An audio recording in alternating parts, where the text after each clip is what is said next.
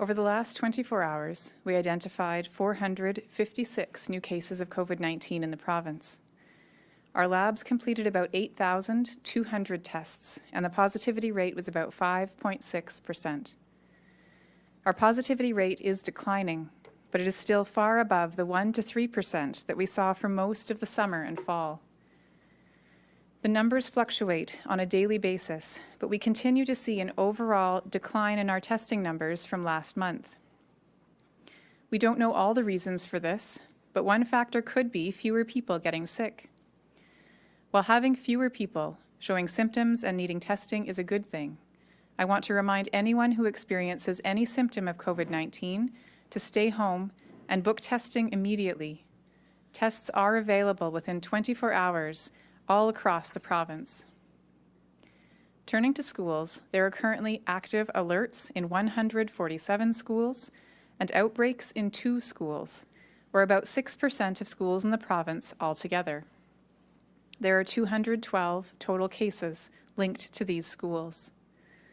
Our hospitalizations remain high, and the strain on our acute care system is still being felt, with 740 people in hospital, including 119 who have been admitted to the ICU. Sadly, 17 new deaths have been reported to us in the last 24 hours. My deepest sympathies are with the family and friends of these individuals. These were parents, grandparents, siblings, co-workers, neighbors, and friends to many, and their loss is felt by communities across Alberta. Turning to vaccine, I know that there are still some questions about those seniors who have and haven't been offered vaccine.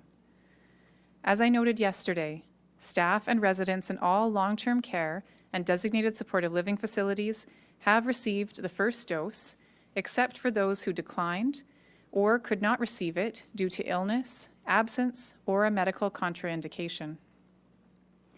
Residents in facilities that are mixed are also receiving the vaccine if there is an opportunity for residents who are part of a long-term care or designated supportive living site to interact and mingle on a daily basis with those in beds of different care needs. Many of these residents in mixed sites receive the vaccine at the same time as those in the long-term care and designated supportive living. But Alberta Health Services may need to immunize some separately due to the vaccine shortage. I know there are families with residents in other types of facilities wondering when their loved ones will have access to the vaccine. We started with long-term care and designated supportive living facilities because residents in these locations are the most at risk. 2 out of every 3 Albertans who have died from COVID-19 live in these settings. We will be administering vaccine to all other settings where Albertans age 75 or older live as a part of our next phase. We want to begin this as soon as possible. Unfortunately, the exact timing depends on when the vaccine arrives. Finally, since the updated measures were announced on Thursday, we've received many questions about when other restrictions will be eased and when people can expect to resume other activities that they love. It's natural to want to get back to all the things that we've missed during the last 6 weeks. However, our health system is still under severe strain, with 740 people still in hospital. This continues to impact our ability to deliver care not only for COVID-19, but all the other health needs that Albertans have. I know this is challenging, but we all must continue supporting each other by doing everything possible to reduce the spread of COVID and to protect our health system for a little while longer.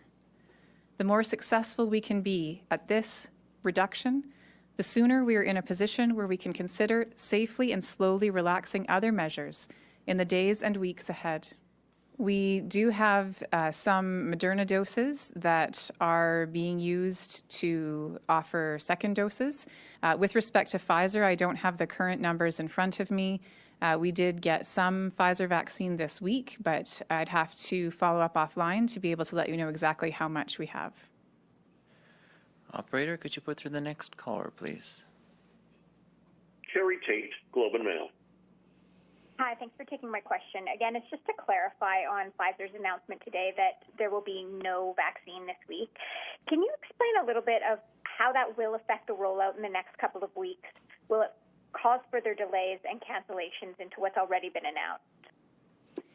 As you likely can understand, we just received that news this morning, and so we're working very hard to adjust all of our planning, our spreadsheets, and our forward appointment bookings. Alberta Health Services is doing that work today. I don't have then a specific ability to say exactly how that will roll out, especially because we don't yet know exactly how much Pfizer vaccine we'll receive the first 2 weeks of February.